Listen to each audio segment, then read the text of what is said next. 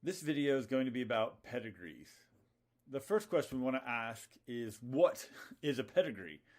Well, a pedigree is a graphic that we can use to track traits across generations. So sometimes we'll use names, but generally we'll just use symbols to describe kind of like a family tree and how a trait moves through that family. So why do we use a pedigree?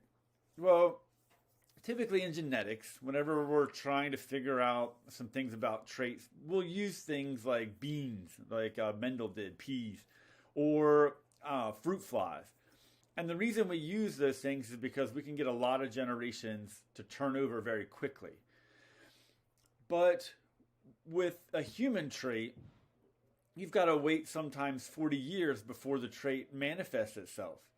So it can be difficult to track that trait unless you start talking to relatives and they start remembering ancestors.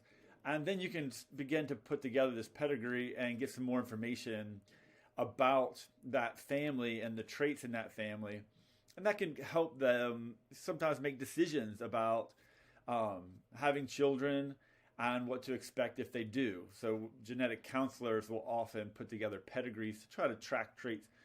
But again, sometimes just to understand traits.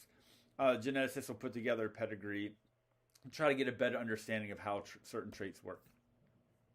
So what are some pedigree symbols? Typically a square is for male. And I usually remember that by something like males have like a square jaw, let's say.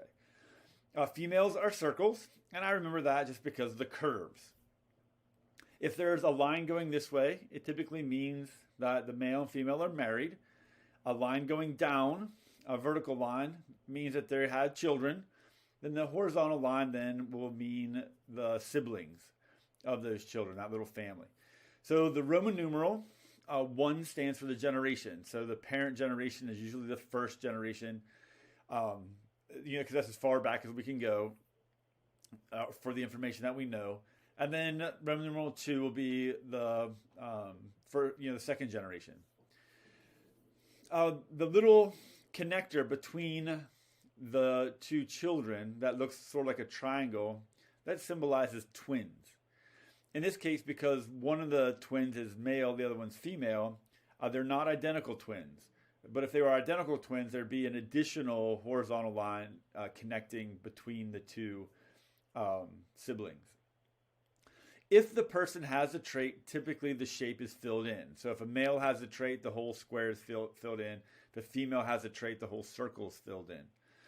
If they're a carrier for the trait, a lot of times it's just half filled. All right, so the circle or the square is half filled.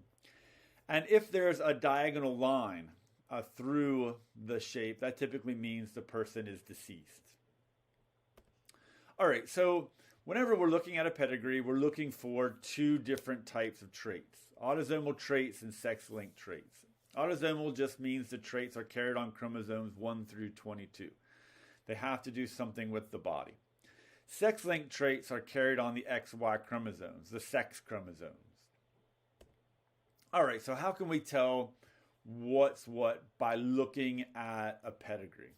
All right, so if the pedigree is autosomal dominant, here are two clues to look for. Clues 1 and 2. So if it's autosomal dominant, so that means it's on chromosomes 1 through 22, children with the trait will have a parent with the trait. Or if the parent does not have the trait, the children will not have the trait. All right, so if we look at the autosomal dominant example, we look at the children in the second generation here. Children with that trait are going to have parents with that trait. And then if the parents do not have the trait, well, then the children will not have the trait, because that means if the parents are both recessive, they can only pass on recessive genes. All right, so what if the trait is recessive? What then? Well, that's rules 3 and 4. If the trait's recessive, then heterozygous parents can pass the trait to the children. So the trait wouldn't show up, big A, little a, big A, little a. So neither parent has it because the dominant A's are showing up. but there is a 50% chance that they could pass as little a's to their offspring. So in that case, a lot of times the trait will skip a generation because of that. Now, if there's two parents with the recessive trait, then they can only have children with the recessive trait. Little a crossed with little a can only have children that are little a's. All right, so that's our clue number 4. So a lot of times what you want to look for first is how do you decide if it's autosomal or sex-linked? Well, if it's sex-linked, it's generally going to be more common in males or more common in females. But if it's about 50-50, an even spread between males and females, it's probably autosomal. So that's the first thing I look for. Then I want to decide, is it autosomal dominant or recessive?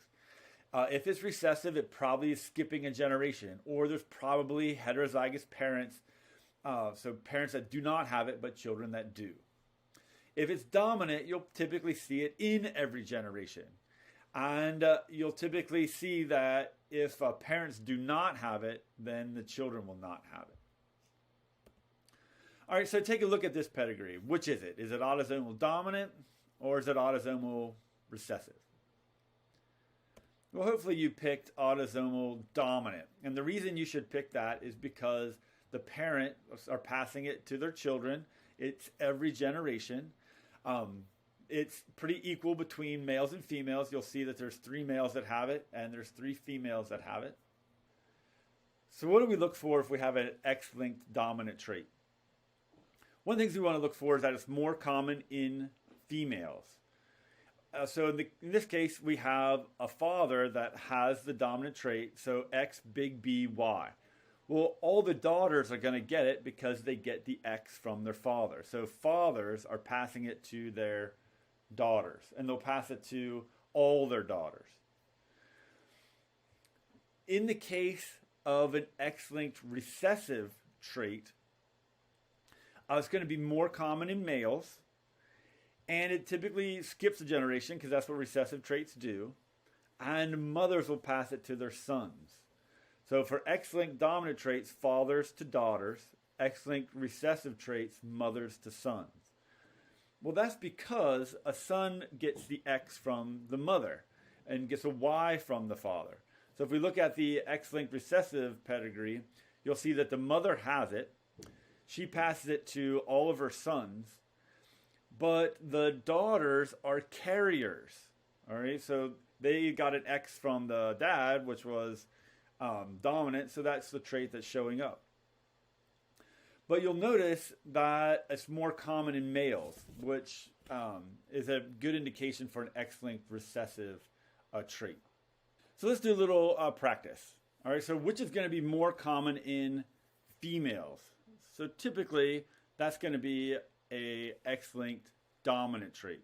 If it's more common in males, it's probably a recessive one. If it skips a generation, it's probably a recessive trait. If mothers pass it to their sons, because sons only have the one X and they get that from their mother, then it's probably a recessive trait.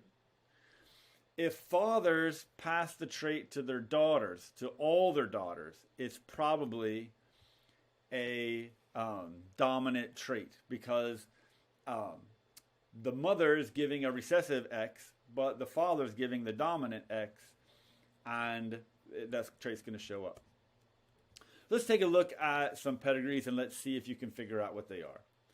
So in this case, I notice right away it skips a generation. That's going to make it a recessive trait, typically. Next, I need to decide, is it autosomal or is it sex-linked? So I'm going to look at the number of squares that are filled in, 3 males. Then I'm going to look at the number of circles that are filled in, 3 females. And because it's about even, that means it's probably autosomal. So this one, I'm going to say autosomal recessive. You'll notice that this pedigree has the Roman numerals going down 4 generations, but then it also has numbers going across. That way I could say something like generation 3, individual 2, and you can identify that person as a male that has the trait. So take a look at this pedigree. I notice in this pedigree that the trait shows up in every generation, which means it's probably dominant. The next thing I need to decide, is it autosomal or is it sex-linked? So again, I see that there's 3 males that have it, 3 females that have it, which probably means it's autosomal. So in this case, autosomal dominant. What about this pedigree? In this one, I notice that sometimes the parents do not have the trait, but the children do. I also notice that the grandparents did not have it, but their children had it, and then their grandchildren have it. So that's going to indicate some things. I also notice that it's all males that have it. So in this case, it's probably going to be a sex-linked trait, and it's probably going to be recessive. So it's X-linked traits and recessive. So I hope that helps you understand pedigrees a little bit more and the information we can get from them.